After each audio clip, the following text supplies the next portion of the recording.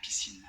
Oui, on prend son maillot de bain, son masque et justement pas son tuba pour faire de l'apnée. Une discipline sportive très en vogue et paraît-il très bonne pour la santé. Reportage zen à la piscine d'Agde. Stéphane Taponnier, Enrique Garibaldi.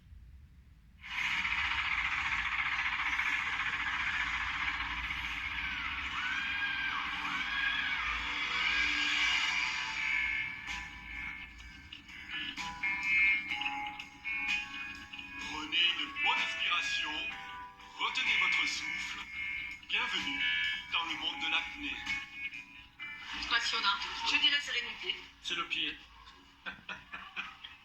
Doucement dans un sens. Mais avant de tutoyer les profondeurs, il faut travailler au sec. Libérer les tensions, relâcher ses muscles et surtout apprendre à respirer. Ce sont les premiers exercices que pratiquent ces élèves dans cette école d'apnée.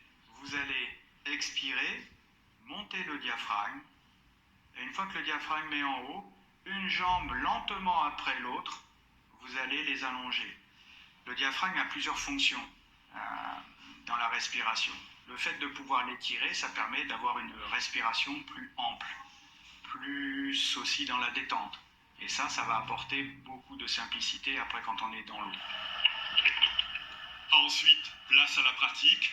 Escortés par les moniteurs, les apprentis apnéistes travaillent les postures. Une pédagogie au plus près, cela leur permet de s'améliorer plus rapidement.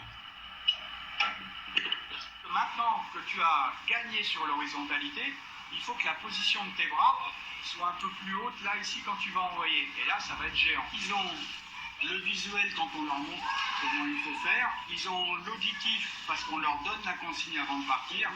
Et ils ont le kinesthésique parce qu'on vient placer ce qu'il y a à placer correctement. On progresse beaucoup plus vite et surtout dans un confort et une sécurité optimale. Une fois la technique de nage acquise, on peut alors en profiter. Sous l'eau, le temps est transformé, la respiration maîtrisée, le rythme cardiaque abaissé et très vite, ce sont des sensations de bien-être que l'on ressent. Même si ça paraît antiphysiologique de dire j'arrête de respirer, alors que c'est un mouvement absolument naturel et nécessaire, le fait de le faire de façon contrôlée, sans effort, de le faire progressivement, d'apprendre progressivement à le faire, on est complètement dans le bien-être et pour le corps, il semblerait, les études sont en train de montrer que c'est bon pour les organes justement.